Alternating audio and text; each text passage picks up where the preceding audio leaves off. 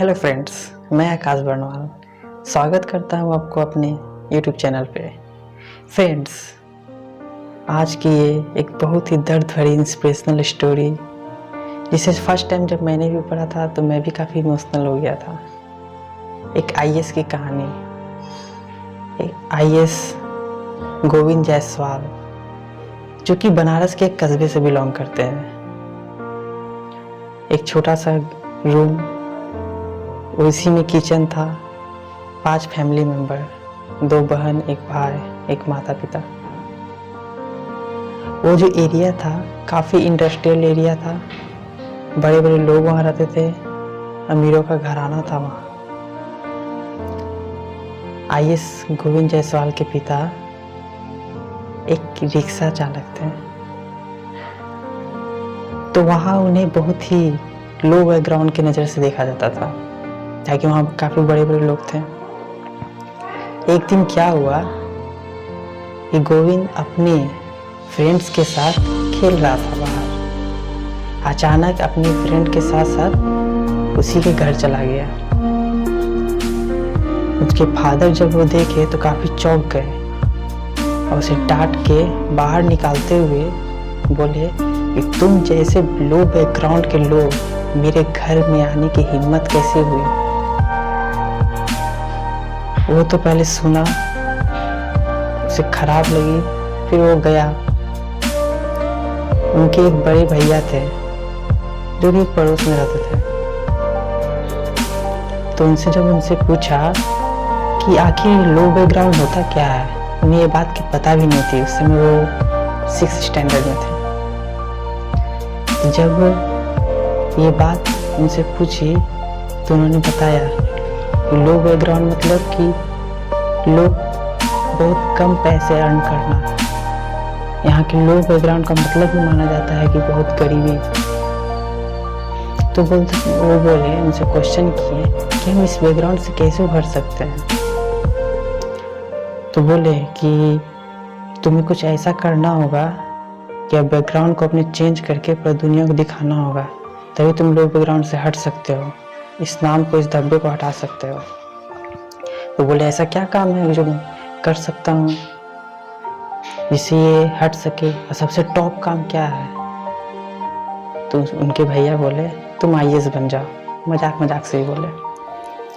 उस समय उन्होंने उस बात को मन में बैठा लिया कि हाँ, मुझे आईएएस ही करना है। ये बात जब उन्होंने अपनी सिस्टर को, बड़ी सिस्टर को, उनकी बड़ी सिस्टर का नाम ममता था,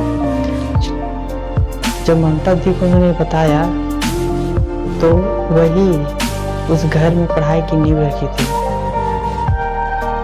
उन्होंने उनका सपोर्ट किया, बोली ठीक है, तुम मेहनत करो सही से, जहाँ तक हो सके मैं तुम्हारी मदद करूँगी। इस कारण से इतना तकलीफ उन्हें झेलनी पड़ी। आसपास के कॉलोनी में इतना भी तकलीफ, ताना बहुत सुनने को मिलता था। उनकी बहन को ये कहा गया, बड़ी बहन को, कि पढ़ लिख के क्या करेगी, दूसरों के घर में जाके बर्तन मांजे, कम से कम 2 पैसे तो आ जाएंगे, और ये पढ़ लिख के क्या करेगा, ज़्यादा से ज़्यादा 1 रिक्शा की जगह 2 रिक्शा कर लेगा, उससे ज़्यादा तो कुछ कर नहीं सकता। बहुत ताना सही इन लोगों ने, लेकिन तब भी इन लोगों ने रुकना नहीं छोड़ा,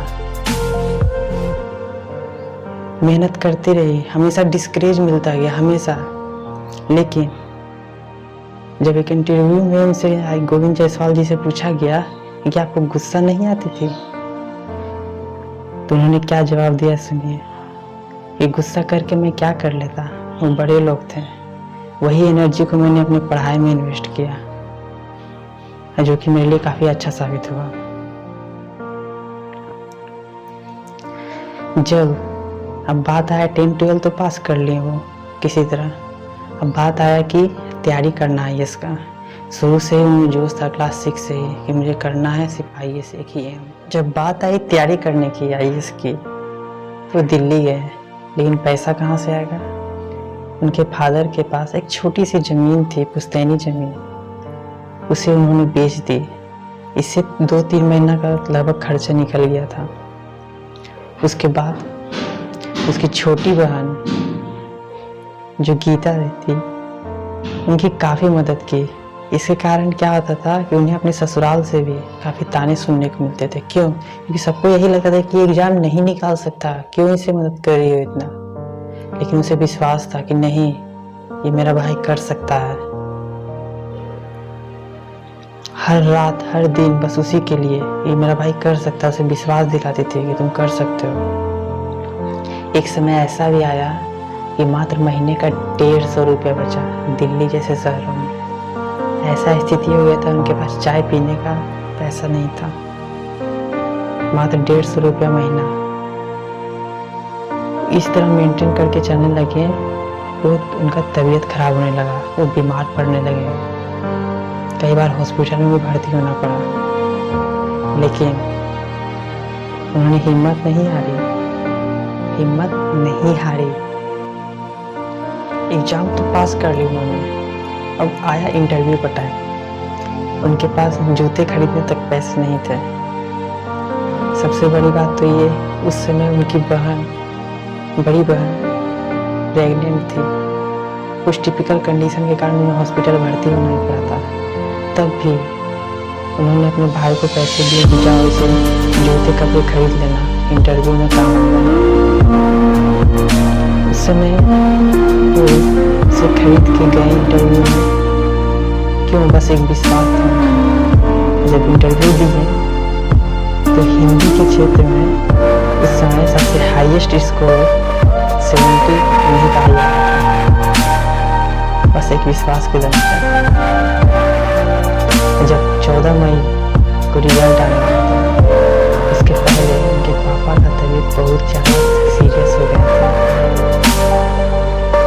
इतना ज़्यादा कि रोटी अचार पानी मिला के खाते थे। पैसे की तंगी के कारण भी तबीयत काफ़ी सीरियस हो गया। जब इंटरव्यू लेकिन 14 मई को रिजल्ट आया और वो क्वालिफाई कर गए। काफ़ी खुशी हुई सभी लोग को। जो लोग ये ताना मार के कहते थे ये तो नहीं कर सकता, ये पढ़ के क्या करेगा, एक रिक्शा ही एक्स्ट्रा ले सकता है, आज वो कहते हैं मुझे तो विश्वास था इस पर। लोगों की आदत ही होती है, ये कर सकता है। कितनी अजीब सी बात है ना। जब गोविंद जी से ऐसा सवाल पूछा गया कि बताइए अगर आपका एग्जाम नहीं निकलता तो उनकी छोटी बहन का बस एक ही जवाब था कि शायद कई लोग मर चुके होते, कई लोग पैरालाइज हो चुके होते। बहुत ही दर्द भरी। तब भी इन्होंने हौसला रखा, हिम्मत रखा, काफी दर्द भरी जीवन जी, लेकिन बस एक ही चीज था, एक ही विश्वास था, आई कैन। फ्रेंड्स कहते हैं ना, मंजिल उन्हें मिलती है जिनके हौसलों में जान होती है। सिर्फ पंखों से कुछ नहीं होता, हौसलों में उड़ान होती है। जी हाँ दोस्तों, एक इंस्पिरेशनल स्टोरी शायद आपको भी इंस्पायर की होगी और मुझे तो बहुत काफ़ी की। इस तरह के वीडियो के लिए मेरे चैनल को प्लीज़ लाइक एंड सब्सक्राइब करें, शेयर अधिक से अधिक करें और अपने अंदर एक विश्वास, आई कैन।